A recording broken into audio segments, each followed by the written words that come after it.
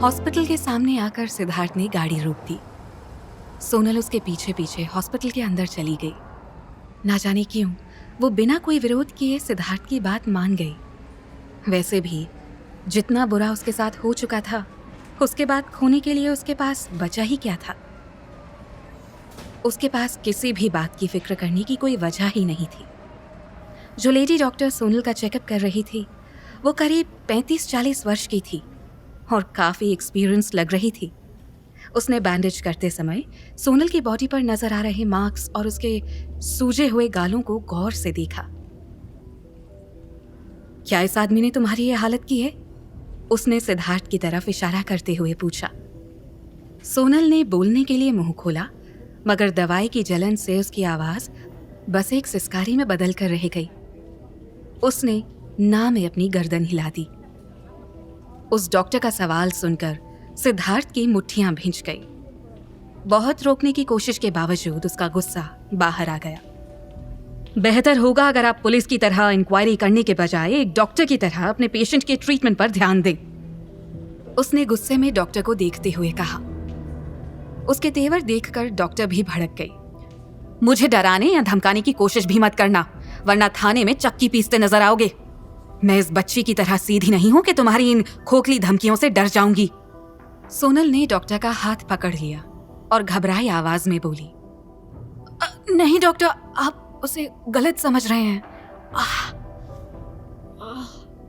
सुबह से सिद्धार्थ ने खुद को रोक रखा था, मगर इस डॉक्टर ने उस पर जो इल्जाम लगाया था उसे सुनकर वो अपने आपे से बाहर हो गया। तुम्हें तो मैं, कहकर वो दांत पीसता हुआ उसकी तरफ बढ़ा, मगर ठीक उसी समय उसका फोन बजने लगा। उसने स्क्रीन पर नजर डाली और इमीडिएटली उसका गुस्सा गायब हो गया। उसकी जगह उसके चेहरे पर एक प्यारी सी स्माइल आ गई। वो तुरंत बाहर चला गया। डॉक्टर ने एक गहरी सांस लेकर सोनल को बैंडेज लगाते हुए कहा, ओ गॉड, कितना बदतमीज आदमी है ये। तुम्हें इसकी कंप्लेन करनी चाहिए।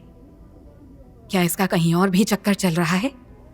तुम्हारे सामने फोन का जवाब देने के बजाय बाहर जाकर क्यों बात कर रहा है ये? इस डॉक्टर ने जरूरत से कुछ ज्यादा ही सोच लिया था। हालांकि उसकी भी क्या गलती थी। जिस हालत में सोनल यहां पहुंची थी उसे देखकर किसी को भी यही लगता कि सोनल की इस हालत के लिए सिद्धार्थ जिम्मेवार है। आप उसे गलत समझ रही हैं।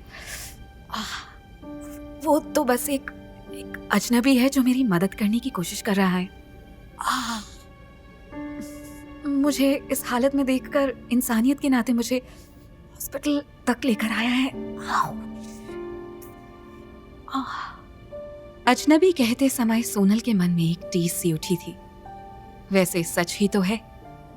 वो जानती क्या है सिद्धार्थ के बारे में, सिवाय उसके नाम के, और शायद ये भी कि वो कोई बहुत ही अच्छे घर का और पैसे वाला आदमी है। तभी उसने यूं ही 20 लाख रुपए का चेक उसके हाथ में पकड़ा दिया, जैसे ये उसके लिए बेहद मामूली रकम हो। मगर कल रात जो कुछ भी उनके बीच हुआ, उसके बाद क्या सच में वो अजनबी रह गए थे? सिद्धार्थ डॉक्टर के केबिन से बाहर निकलकर थोड़ी दूर आ गया था। उसे समझ ही नहीं आ रहा था कि वो कॉल रिसीव करे या नहीं, और जब उसने रिसीव करने की सोची तब तक कॉल डिस्कनेक्ट हो चुका था। उसने थोड़ी देर इंतजार किया, मगर दोबारा कॉल नहीं आया। उसने एक गहरी सांस ली और निराश होते हुए एक सिगरेट सुलगा ली। अनन्या हमेशा ऐसे ही बिहेव करती है। जरा सा भी पेशेंस नहीं है उसके अंदर। जरा सी भी देर होने पर बिल्कुल बच्चों की तरह रूठ कर बैठ जाती है। वो तब तक वहीं खड़ा सिगरेट के कश लगाता रहा जब तक वो पूरी तरह जलकर खत्म नहीं हो गई। फिर वो अंदर जाने के लिए वापस मुड़ा, तभी दोबारा फोन बजने लगा। उसके चेहरे पर एक राहत भरी मुस्कान आ गई। कल रात वो उसे छोड़कर चली गई थी, तो अब आज क्या वो उसे मनाने की कोशिश कर रही है? यही सोचते हुए उसने कॉल रिसीव किया। हेलो, सिद्धार्थ ने मुस्कुराते हुए जवाब दिया। दूसरी तरफ से एक बहुत ही स्वीट सी आवाज उसे सुनने को मिली जो उसके दिल को सुकून पहुंचा रही थी। उसका बस चले तो वो हमेशा ऐसे ही अनन्या को सुनता रहे। हे सिद्धार्थ, कैसे हो? बिजी थे क्या? बहुत देर लगा दी फोन उठाने में। दूसरी तरफ से आवाज आई। नहीं नहीं तो कुछ बात करनी थी तुम्हें? सिद्धार्थ ने खुद को नॉर्मल करते हुए पूछा। सिद्धार्थ, कल के लिए सॉरी यार। सिद्धार्थ के चेहरे पर एक प्यारी सी मुस्कान फैल गई। उसने अपना गला साफ करते हुए कहा, वेल, सॉरी नॉट एक्सपेक्टेड। अब तुम्हें सोचना है कि कल की अपनी गलती सुधारने के लिए तुम कैसे कॉम्पनसेट करने वाली हो। वैसे तुम्हें अपने दिमाग पर ज्यादा जोर डालने की जरूरत नहीं है। मैं खुद ही सजेस्ट कर देता हूँ, तुम्हारे घर के पास जो फ्रेंच रेस्टोरेंट है, आज रात वहीं साथ में डिनर करते हैं। अब सिद्धार्थ, आज तो पॉसिबल नहीं है। मैं एक्चुअली रंजीत के साथ हूँ अभी। अनन्या के मुंह से ये बात सुनते ही सिद्धार्थ के चेहरे की मुस्कुराहट गायब हो गई और उसका चेहरा बिल्कुल सख्त हो गया। क्या मतलब है तुम्हारा इस बात से कि तुम रंजीत के साथ हो इसलिए मुझसे नहीं मिल सकती? जवाब में अनन्या ने खुशी से चहकते हुए कहा, सिद्धार्थ, फाइनली इतने सालों के बाद आज वो मान गया। मैं उसके साथ यहाँ होटल ग्रीन पैलेस में हूँ। हम आज पूरा दिन और पूरी रात स्पेंड करेंगे एक दूसरे के साथ। सिद्धार्थ ने कांपते हाथों से एक सिगरेट निकाल लिया। जेब से लाइटर निकालकर उसने उसे जलाने की कोशिश की, मगर लाइटर नहीं जला। उसने एक बार, दो बार, बार कोशिश की, मगर शायद आज वो भी उसकी खिलाफत करने के मूड में था। उसने गुस्से में लाइटर सामने की दीवार पर दे मारा और सिगरेट को अपने हाथ से मसल दिया। उसकी आंखें इस वक्त गुस्से में जल रही थी। फिर उसने एक नजर फोन पर डाली और अपने गुस्से को दबाते हुए पूछा, तो अब क्या डिसाइड किया है तुमने?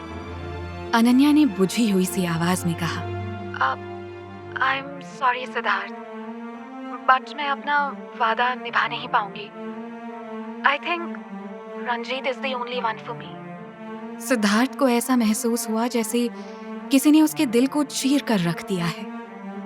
अपनी मुट्ठियां कसते हुए उसने अपनी आंखें बंद कर ली।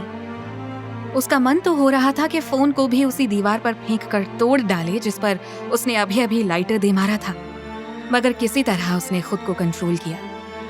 गुस्से में लगभग चिल्लाते हुए उसने पूछा, रंजीत, अब वो तुम्हारे लिए सब कुछ हो गया और मेरा क्या होगा? तुमने खुद मेरा प्रपोजल एक्सेप्ट किया था ना? मैं अपने मॉम डैड को अपने रिश्ते के बारे में बता चुका हूँ। वो वहाँ शादी की तैयारियां कर रहे हैं। क्या कहूँ मैं उनसे, हाँ, कि उनके होने वाली बहू का मूड चेंज हो गया है। अब वो किसी और के साथ होटल में। बहुत हो गया अनन्या, अभी भी वक्त है, वापस आ जाओ। अनन्या ने अफसोस के साथ कहा, आई एम सॉरी सिद्धार्थ, पर बहुत देर हो चुकी है। तुम बहुत अच्छे हो। आई एम श्योर तुम्हें बहुत अच्छी लड़की मिलेगी। हेलो सिद्धार्थ, तुम सुन रहे हो ना मेरी बात? सिद्धार्थ कुछ पल फोन को देखता रहा, फिर गुस्से से भरकर बोला, उसकी फिक्र करने की जरूरत तुम्हें नहीं है। अगर तुम्हारी यही मर्जी है तो यही सही। कहते हुए उसने कॉल डिस्कनेक्ट कर दिया। अनन्या के साथ बिताए हुए सारे पलों को याद कर सिद्धार्थ की आंखों में आंसू आ रहे थे। उसके कानों में उसकी आखिरी बात अब तक गूंज रही थी। आखिरकार उसने अपना फोन कंक्रीट से बनी सड़क पर दे मारा। उसके टूटे हुए दिल की तरह उसके फोन के टुकड़े भी चारों तरफ बिखर गए।